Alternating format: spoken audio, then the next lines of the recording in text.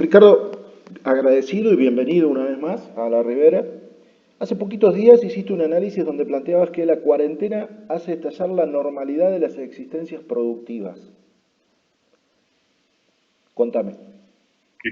A ver, es obvio que la experiencia que estamos viviendo es inédita, no decimos nada original, si es absolutamente inesperada, nadie lo imaginaba. A ver, imagínate que eh, el precio del petróleo por primera vez en la historia, si vos querés vender el petróleo tenés que pagar por venderlo. Hay decenas y decenas de cientos de barcos petroleros que no pueden descargar el combustible que abarrota sus bodegas y están allí sin saber qué hacer. La economía mundo está paralizada en más de un 60%. China va a tener una caída del Producto Bruto como nunca se hubiera imaginado en su historia. Estados Unidos está en un caos en todo sentido, el presidente peleado con los gobernadores, un sistema de salud que no es que ha colapsado, no existía como sistema de salud público a partir de la lógica absolutamente privatizadora y brutalmente neoliberal que dominó la sociedad estadounidense hasta ahora. El virus tampoco es el producto de una casualidad, no es que un murciélago despistado perdió el uso de su radar y fue a parar a un lugar que no tenía que ir, y un animal que fue el vector termina contagiando a una china, creo que fue, en Wuhan. Y después, claro, se desplegó por la globalización, la mundialización de las comunicaciones, el turismo, etcétera, etcétera. La verdad que si pensáramos así nos equivocaríamos muy profundamente. El virus tiene un origen, olvidémonos de las teorías conspirativas, del laboratorio chino según Estados Unidos que experimentaba con armas virales, etcétera, etcétera. Y vayamos a lo más razonable. El capitalismo en su fase actual es un depredador serial. Su estructura hace que no tenga ningún límite. La búsqueda de la rentabilidad, la maximización de la ganancia y la expectativa de reproducirse infinitamente le hacen cruzar todas las fronteras. La producción de alimento animal, de carne animal, se hace en condiciones pavorosas. Mayor crueldad que esa es inimaginable respecto a esas criaturas, a las vacas, a los cerdos, a las ovejas, a los que se te ocurra, ni hablar a los aviares. Los concentran en macrogranjas, los hacinan de una manera espantosa y por supuesto que allí se despliegan las formas propias de la vida. El virus es una forma originaria de la vida. Sin virus, sin bacterias, sin microbios, no habría vida en el planeta. Sería un planeta muerto. Es decir, el virus tiene la doble función. A nosotros nos puede matar, pero al mismo tiempo es un reproductor de la vida. Se ha producido una suerte de interfaz entre lo humano y lo no humano, producto de la industrialización de la vida animal, producto de ciudades que van ocupando cada vez más territorios, urbanizándolos, producto también de la deforestación. Vos me llamás de Córdoba, una de las provincias más deforestadas del país. El avance de la frontera agropecuaria, que así se llama, se hace a costa de transformar el paisaje, por supuesto, y al mismo tiempo la vida de la fauna, de la flora, de los insectos, y eso tiene consecuencias, no es gratis. La manera como vamos destrozando el ambiente algún día se paga.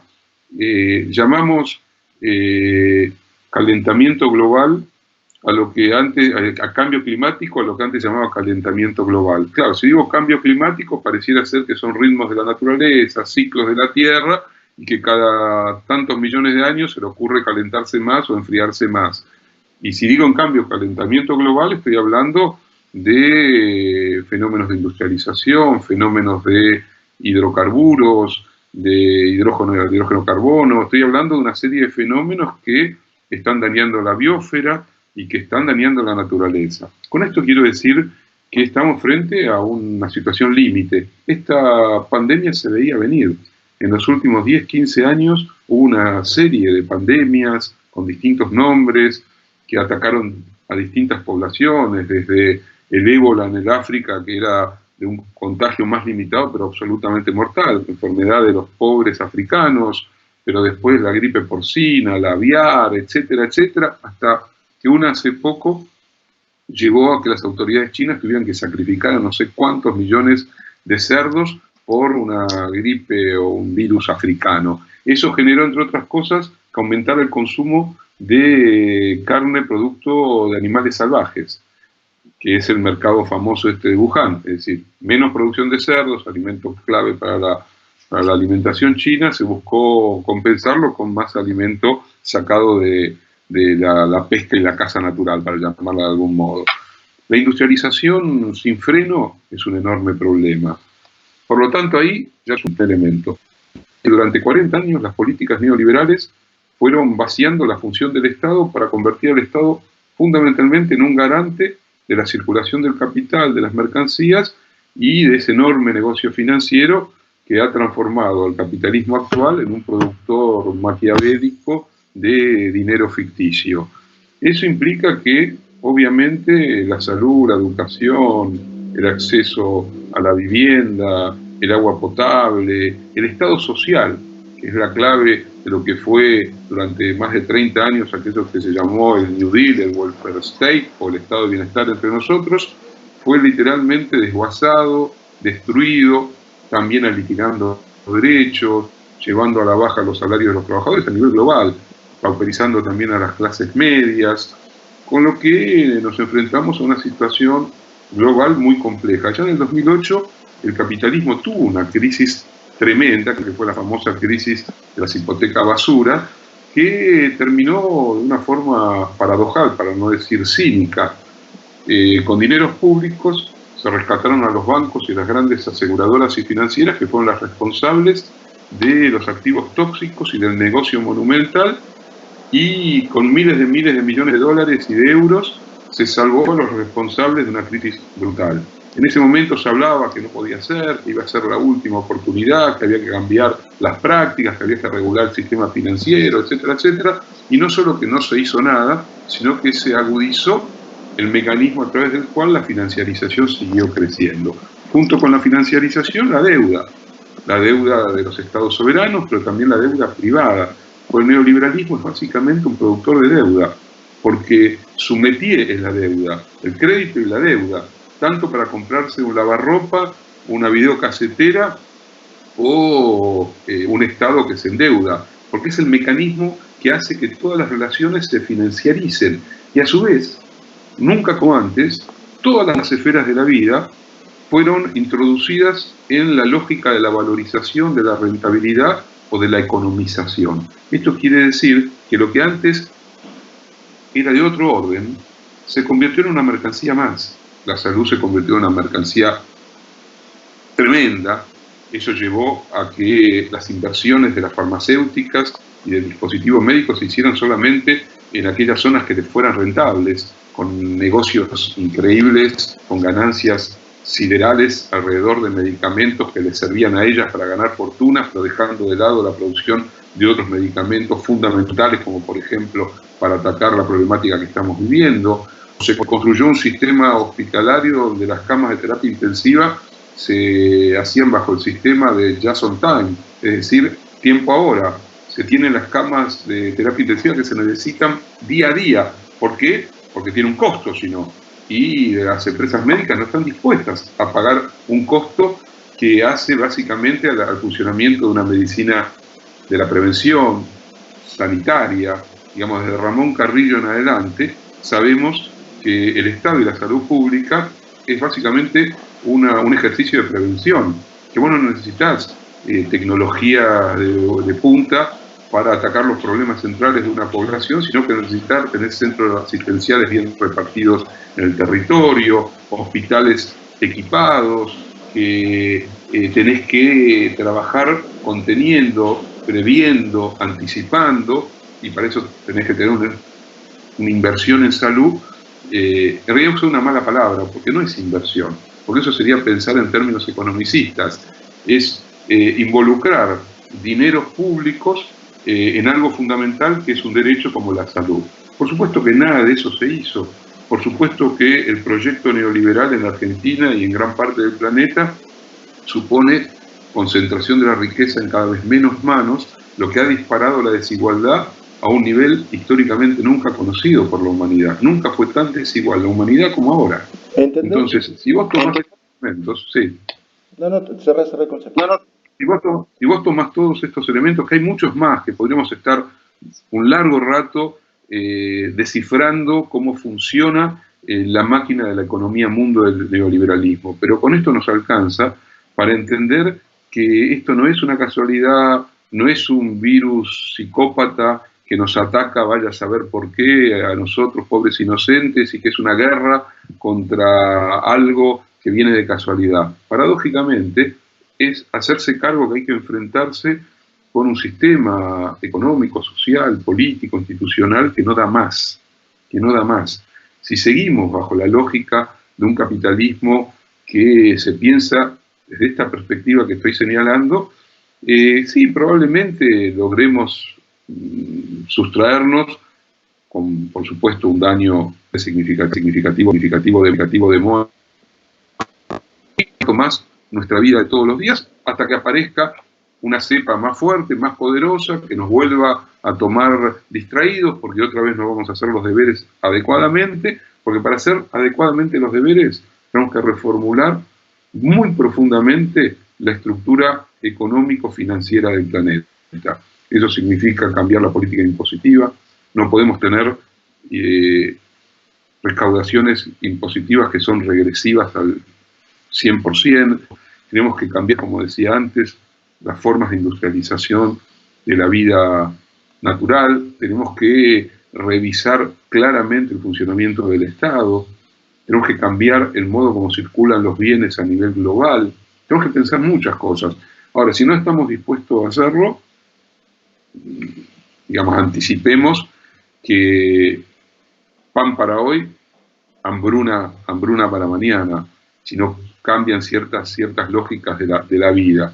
Y esto hay que ponerlo sobre la mesa porque es uno de los puntos nodales. Después podemos discutir de muchas otras cosas, qué tipo de Estado se está conformando, hacia dónde habría que ir, cómo se reconstruye el tejido social, la vida democrática, el espacio público, la relación entre lo público, lo común y lo estatal, que es una de las claves de todo esto, de qué modo se establece una relación entre la libertad que cada uno quiere seguir teniendo para llevar adelante su vida y lo compartido, lo colectivo, lo común, los dispositivos de cuidado. Bueno, todo eso va a estar en discusión y es necesario que sea discutido, pero al mismo tiempo hay que poner foco en los motivos que están detrás, las causas que están detrás de este momento de la economía mundo y de la civilización tal cual la hemos construido.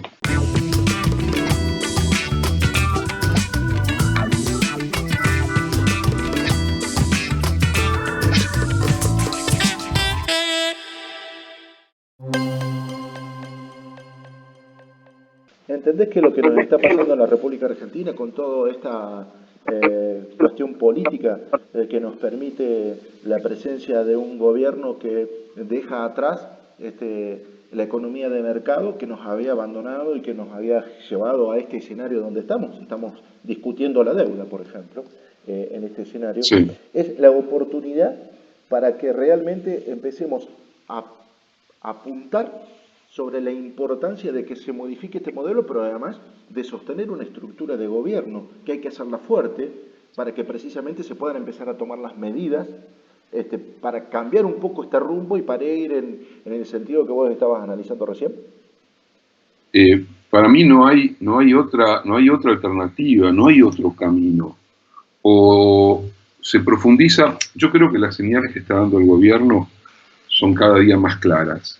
Primero porque ha elegido ir por el lado de la vida. Si volvemos un minuto hacia atrás, yo dije que el neoliberalismo es la economización de todas las esferas de la vida. Para el neoliberalismo, la vida de las personas no interesan. Sí interesa el sujeto como consumidor hasta cierto punto. Después lo que le importa es sostener su tasa de rentabilidad, su capacidad expansiva y la apropiación que hace sistemáticamente de la riqueza que se produce socialmente. Entonces, si esto es así, si el gobierno nacional ha priorizado claramente la vida, no porque no le preocupe la situación económica o la situación de la pequeña y mediana empresa o la situación de los más humildes que la pasan muy mal. Por supuesto que le preocupa, pero le preocupa desde una perspectiva que no es la perspectiva de un capitalismo enloquecido y que lo único que busca es garantizar su continuidad, sino que le preocupa desde la perspectiva de lo que llamaríamos la construcción de un nuevo humanismo, si vos querés, y si esa palabra todavía se puede pronunciar. Y si yo hago centro en la salud, y hago centro en la idea de que hay que reconstruir un sistema de salud pública que sea de acceso gratuito y universal, ahí estoy transformando las variables económicas también, como se manejó hasta ahora la relación entre economía privada y Estado. Porque hasta ahora se trató siempre del negocio, de la mercancía, de priorizar la tasa de ganancia. En cambio, las señales que da el gobierno es que se prioriza la reconstrucción de la vida, que se prioriza a los últimos, desde el discurso original de Alberto Fernández, primero los últimos, hasta las decisiones que sistemáticamente se vienen tomando desde que se desató la pandemia. Está claro que el gobierno tiene una ética, que ha construido una ética en relación a lo que está sucediendo. Y esa ética tiene una prioridad, pero esa ética y esa prioridad también suponen una política, suponen un proyecto distinto al que hasta ahora venía gobernando a la Argentina fundamentalmente los últimos 4 años. Y supone un modelo de organización de la sociedad y de la economía que van a chocar inexorablemente con el neoliberalismo y con los grupos concentrados del poder económico en nuestro país. Ya lo estamos viendo. Desde que Alberto aquel domingo a la noche usó un adjetivo decisivo para nombrar a Roca y a Techín y a los que despiden, y dijo miserables, desde ese momento se rompió una suerte de pequeño pacto, de acuerdo de no ir a la guerra por parte de los que siempre van a la guerra, ¿no? Y después alimentan la idea de... Sí, se había terminado. Y a partir de ahí, si, bueno, ¿cómo decir? ¿Para qué decírtelo a vos? Pero cuando analizás lo que las voces visibles y las plumas visibles de los grupos económicos y mediáticos fueron diciendo, pasaron a un lenguaje de guerra, a un lenguaje de descalificación, del insulto. Alberto pasó de ser un estadista a convertirse o en un pelele de Cristina o en un aprendiz de populista autoritario. Entonces, es claro que los tipos no están dispuestos a ceder nada. Se va a discutir un proyecto de ley que es, a ver, es pedirle a las grandes fortunas que pongan casi nada de lo que han acumulado, porque es sobre sus dineros en blanco, sobre sus propiedades registradas, no sobre todo ese mundo oscuro que tienen en los paraísos offshore, como ellos lo llaman. Se les pide a las 12.000 fortunas de la Argentina que pongan, no sé si va a ser el 1%, el 2%, algo así como entre 2.000 y 3.000 millones de dólares, que para el momento que atravesamos sería extraordinariamente importante, y han declarado la guerra cuando ellos mismos saben que esos países a los que admiran, en general, pese incluso a las políticas neoliberales, han mantenido, sobre todo Alemania, los países escandinavos, un sistema impositivo que no es regresivo, sino que es progresivo. Eso significa que a medida que más plata ganás, más pagás, y que en momentos de excepcionalidad más se debe pagar. Te doy un ejemplo. Cuando Roosevelt, en plena crisis de los años 30, comienza a plantear el New Deal, y cuando se acerca el periodo de la guerra, grava a las grandes fortunas casi en un 90%, a ver si se entiende la cifra, 90% en el paraíso del liberalismo y del capitalismo. Roosevelt, que por supuesto tenía una visión antagónica a la de un Trump o a la de un Clinton, sino que concebía perfectamente que se vivía un tiempo que requería otro tipo de Estado, otra relación entre Estado y economía, alguien que venía parte de la aristocracia estadounidense, un Roosevelt ya había sido presidente, le dice a los ricos norteamericanos, ustedes van a tener que, ni siquiera les pide permiso, saca decretos de necesidad de urgencia, hace enmienda de la Constitución, impone, cambia la Corte Suprema incluso, aumenta el número de la Corte Suprema e impone una serie de condicionamientos fundamentales para hacer frente a lo que después iba a ser una guerra, pero que previamente tenía que ver con el New Deal y con una política keynesiana en la que el Estado asumió un rol predominante. Alberto ya lo ha dicho que le cabe al Estado, y le va a caber más todavía el día después, una enorme responsabilidad de ser el actor decisivo para reactivar la economía. Y que no podemos pensar en términos de déficit fiscal, algo que era una especie de mantra religioso, no al déficit fiscal, que incluso el propio Alberto, que tenía una visión más moderada de la economía, estaba muy preocupado por la cuestión de los equilibrios fiscales y demás, claramente, porque todos aprendemos día a día de esto, dice, no, hoy hay que volcar los recursos del Estado a activar, cuando el tiempo llegue, la economía, y mientras tanto trasladar los recursos del Estado para proteger a las empresas y básicamente al trabajo, al salario de los trabajadores, y para proteger a los que están fuera del sistema, a los cuentapropistas, etcétera, etcétera, etcétera. Entonces, ahí se va montando una perspectiva, un horizonte, porque el proyecto se va armando en función de lo que la propia realidad también está generando. Quizás hasta hace un tiempo, y bueno, el Estado mejor que solo intervenga en la salud y la educación. Y no, no es así. Si el Estado quiere intervenir bien en la salud y la educación para que sean públicas, también tiene que intervenir en otras esferas de la economía. Porque si no, no hay salud pública y educación pública, porque no hay modo de financiarlas a la salud pública y a la educación pública, si no se es capaz de poner reglas, controlar, ordenar el sistema económico que, librado a su propia lógica, produce lo que ha producido, el enloquecimiento de la vida social y económica y la depredación de la naturaleza. Entonces, obviamente que acá hay una disputa, y bueno, es así, es una disputa histórica, es cultural, es ideológica, es económica, es de clase, porque sigue existiendo algo así como la lucha de clases, por más que la quisimos borrar o vaciar. A estos tipos, fíjate cuánto les importa todavía la plusvalía que extraen del trabajo físico, que están desesperados para que los obreros y las obreras vuelvan a producir, pero porque saben que el plusvalor sigue saliendo del cuerpo del trabajador. Pero no les importa la vida del trabajador. Yo siempre doy el ejemplo de Bérgamo, la ciudad de la Lombardía italiana, ¿no? Ciudad industrial, ciudad de Techín también, donde vimos una imagen que fue espantosa. Decenas de camiones militares yendo por la calle principal de la ciudad a un ritmo muy lento porque llevaban los cajones con los cadáveres de decenas de trabajadores y trabajadoras que murieron porque el sector empresarial hizo lo imposible para que no se habilitara la cuarentena. Es decir, lograron lo que acá desearían una parte de las corporaciones económicas, que se abra la cuarentena, lo importante es la economía, y comienzan a ironizar, son cínicos, lo vemos cotidianamente eso. Entonces, bueno, me parece que a tu pregunta, todos estos elementos son parte de lo que hoy tenemos que discutir.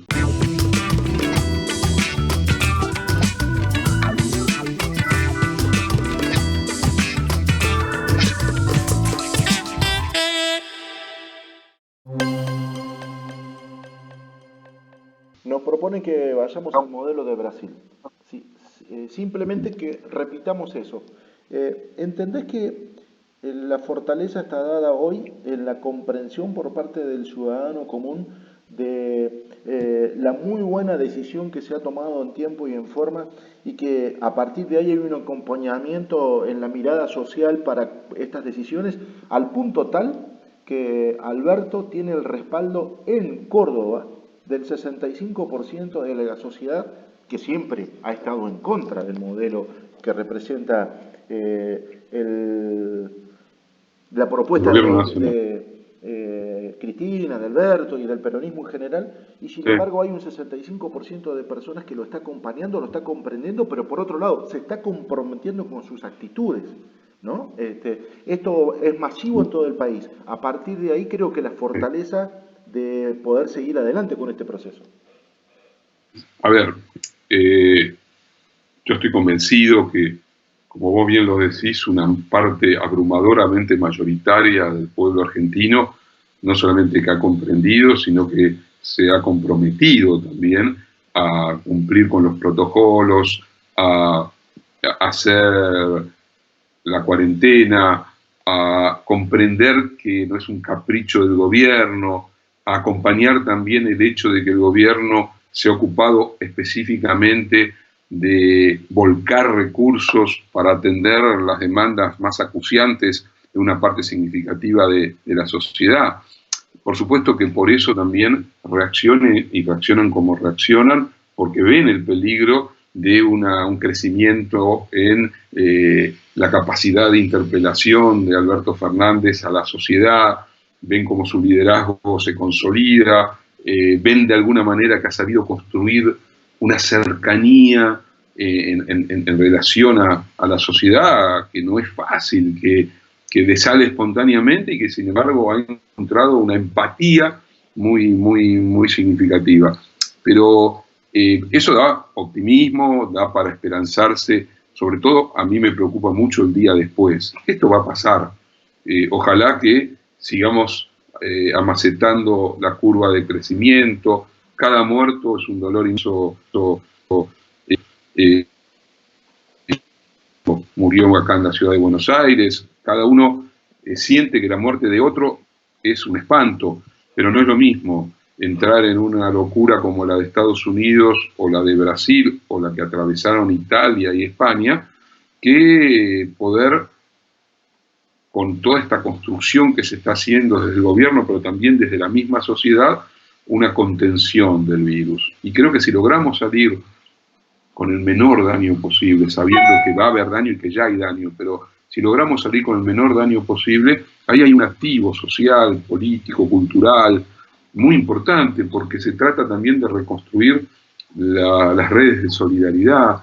Es como si se te hubiera corrido un velo también, ¿no? Para mucha gente es como si comenzaran a ver con otros ojos. En la historia de la humanidad, quizá voy a decir una frase que suena medio rara, pero la felicidad no produce interrogación, pregunta inquietante, aprendizaje y conocimiento. La felicidad es como el enamoramiento, es un acto en el que lo único que queremos es que todo siga tal cual y que no me muevan del estado de felicidad que estoy atravesando. En cambio, el dolor, el sufrimiento, la pérdida, implica desgarramiento, implica por lo tanto que los ojos se te abren y mirás de otra forma el mundo. Obviamente que lo que estamos viviendo es una suerte de cimbronazo colosal, que es imposible que no nos hagamos todo tipo de preguntas y que nuestras certezas se hagan anicos y que tengamos que buscar caminos, alternativas, oportunidades. Entonces yo apuesto a que haya un aprendizaje, en quienes ejercen la cosa pública, pero también en el hombre y la mujer comunes y corrientes, que vean de otro modo lo que es el Estado, lo que significa la salud pública, la educación pública, que vean otras cosas. A mí me parece que es posible que eso vaya desplegándose. Creo que por otro lado, en las elecciones del año pasado, una mitad consistente de la sociedad expresó justamente la idea de que se quería ir hacia otro proyecto de país. Es cierto que el neoliberalismo, y no me canso de decirlo, es no solamente una ideología económica, una forma de acumular capital o de financiarizar al sistema, es también un intento de capturar el alma de las sociedades, de transformar profundamente el sentido común, las subjetividades, de conquistar al hombre y mujer corrientes con el discurso del individualismo, la meritocracia, yo me hice solo, no necesito de nadie, mis éxitos son mi propia capacidad y si me fue mal me las tengo que aguantar, no tengo por qué ir a pedirle al Estado que me dé dinero para medicinas cuando yo no supe ganármelo por mí mismo. Eso está muy metido, o los vagos no trabajan. Yo siempre cuando alguien me dice, no, pero si estos negros no trabajan, digo, perdóname, ¿Quién construyó tu casa? ¿Quién hizo la carretera por la que transitas con tu auto? ¿Vos con tus manos, el ingeniero, el arquitecto? ¿O esos negros de mierda que vos despreciás todos los días? ¿Quién construyó las pirámides? ¿El faraón en Egipto? ¿O esos cientos de miles de esclavos sin nombre que dejaron esos monumentos? Porque hay también un aprendizaje de la maldad, que es muy rápido, porque el prejuicio, el racismo, es un aprendizaje de la maldad. Y lo que hoy se está viendo es que hay una parte importante de la sociedad, del pueblo argentino, que está viendo con otros ojos y está abriendo la mirada hacia otras perspectivas. Y eso a mí me importa, me da expectativas, me da esperanza. Y creo, por suerte, ya lo hemos hecho varias veces el ejercicio de tratar de imaginarlo. Si esta peste hubiera acontecido un año atrás, ¿qué nos hubiera pasado? Bueno, ahí está Bolsonaro, ahí está Trump, ahí está la declaración de los muertos vivos que se llaman liberales y que dicen gobiernos autoritarios y populistas nos están quitando la libertad. Lo que hubieran hecho es mandar a la masacre a la mayoría del pueblo argentino, como están mandando a la masacre a otros pueblos del mundo.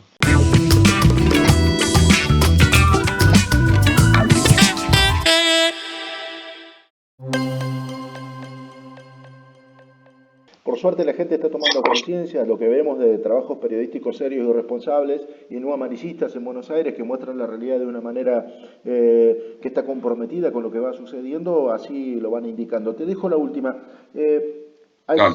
Sos cercano a Alberto, sos uno de sus asesores, sos muy cercano a Cristina también. ¿Cómo los ves en este momento? ¿Cuáles han sido los últimos diálogos que tenés y por dónde han ido? A Cristina no la veo hace un tiempo, producto, bueno, que ella se fue, y después vino la cuarentena y demás. Pero bueno, sé por dónde anda. Alberto, la verdad que para mí fue un descubrimiento muy significativo. Yo lo conocía obviamente de antes, pero no con la posibilidad de un diálogo. Y lo que me hemos mostrado primero es una enorme entereza. Es decir, una enorme responsabilidad, un poner el cuerpo todos los días y también una enorme capacidad de escucha.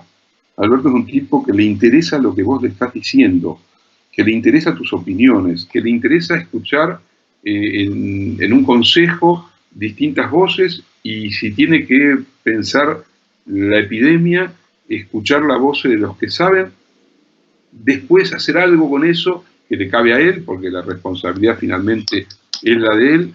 Creo que ha tomado una plena conciencia de la envergadura del desafío, de los riesgos que tiene este desafío, porque sabemos perfectamente que la prensa canalla y el poder canalla está listo para lanzarse a la yugular inmediatamente.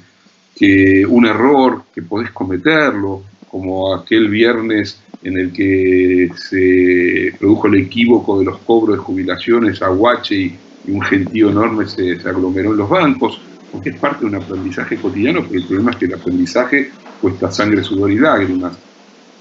Sabemos que no va a ser fácil y él sabe que no va a ser fácil, pero me parece que es la mejor persona que nos pudo haber tocado hoy para estar en el lugar en el que le tocó estar.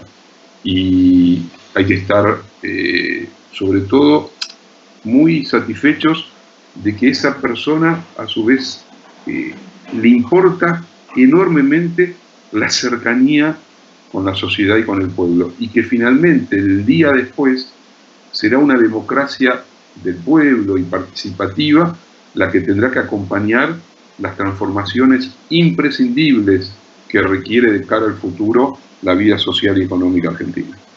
Ricardo, gracias por la oportunidad. Ojalá podamos reiterarla en poco tiempo y que las noticias sean en virtud de esto que venimos hablando, ¿no? Que sean buenas, que sean positivas y que nos permitan oportunidad de empezar una nueva etapa. Va a mutar el poder económico, se va a transformar.